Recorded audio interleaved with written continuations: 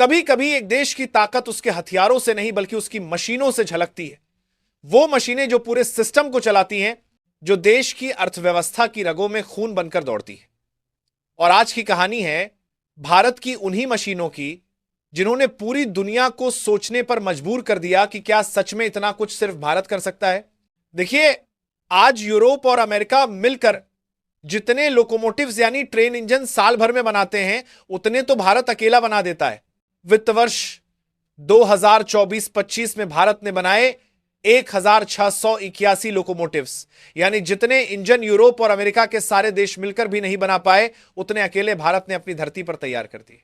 वो भारत जिसे कभी थर्ड वर्ल्ड कंट्री कहा जाता था, आज पूरी दुनिया की रेलवे इंडस्ट्री में टॉप पर बैठा है। अब सोचिए, अगर इतने सारे इंजन किसी छोटे देश जैसे बांग्लादेश को दे दिए जाएं, तो वो अपनी रेलवे की अगले 150 सालों की जरूरत पूरी कर सकता है, क्योंकि बांग्लादेश के पास फिलहाल सिर्फ 187 ऑपरेशनल लोकोमोटिव्स हैं। उनके कुल 281 इंजनों में से ज्यादातर 50 साल पुराने हैं और कई तो बस लोको शेड में धूल खा रहे हैं। 4 साल पहले बांग्लादेश ने 30 इंजन साउथ कोरिया से खरीदे थे, लेकिन उनमें से आधे अब बंद पड़े हैं क्योंकि उनके टेक्नीशियन इतने एडवांस इंजनों की रिपेयरिंग सीख ही नहीं पाए। यहां भारत की कहानी अलग है। भारत ने 2020 में 10 WDM सीरीज लोकोमोटिव्स और 2023 में 20 इंजन गिफ्ट के तौर पर बांग्लादेश को दिए थे। पुराने हैं पर भरोसेमंद हैं और आज भी बिना रुकावट चल रहे हैं। लेकिन भारत में अब डीजल इंजन का प्रोडक्शन लगभग बंद हो चुका है, इसलिए इन पुराने इंजनों के स्पेयर पार्ट सप्लाई करना मुश्किल हो रहा है।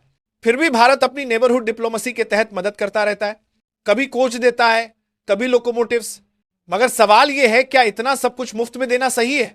क्योंकि जब बांग्लादेश को स्पेयर पार्ट्स चाहिए होते हैं तो वो ऑर्डर भारत को नहीं देता बल्कि चाइनीज कंपनियों को दे देता है, यानी फायदा चीन का और नाम भारत का।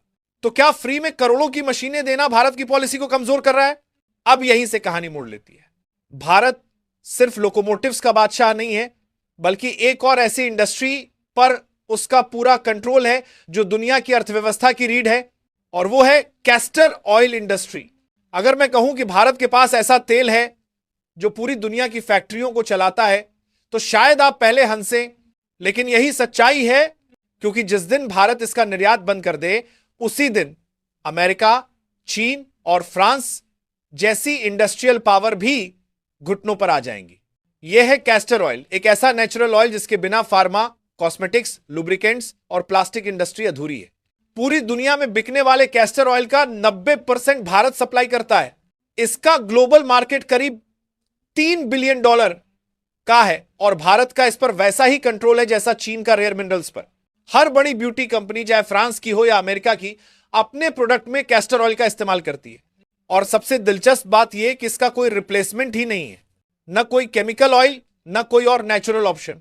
साल 2023-24 में भारत ने 630 million kilogram castor oil export किया। सबसे बड़े खरीदार हैं चीन, अमेरिका और फ्रांस। इसका उत्पादन ज्यादातर गुजरात और राजस्थान में होता है, जहां करीब 8000 किसान इसकी खेती करते हैं। और यह सिर्फ क्रीम या लिपस्टिक में नहीं, बल्कि aviation lubricants, automobile engine oil और पॉलीमर प्रोडक्ट्स में भी इस्तेमाल होता है। यानी जो बीज भारत का किसान खेत में बोता है, वहीं अमेरिका की जेट फैक्ट्रियों को उड़ान देता है। दोस्तों सोचिए, एक तरफ भारत दुनिया का सबसे बड़ा लोकोमोटिव निर्माता बन चुका है और दूसरी तरफ वही भारत दुनिया को कैस्टर ऑयल सप्लाई कर रहा है। भारत चाहे तो अपनी रेल टेक्नोलॉजी और नेचुरल रिसोर्सेज को मिलाकर ऐसा सप्लाई नेटवर्क बना सकता है जिस पर किसी भी सुपर पावर का कंट्रोल ना चले। बस जरूरत है कि हम अपनी ताकत को पहचानें।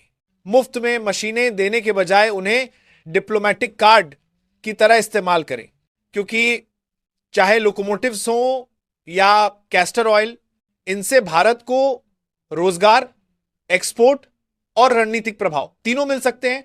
दुनिया उसी को सलाम करती है जो अपने संसाधनों की कीमत जानता है। अब वक्त आ गया है कि भारत अपनी इकोनॉमिक पावर को सिर्फ प्रोडक्शन तक सीमित ना रखे, बल्कि उसे पॉलिटिकल स्ट्रेंथ में बदले।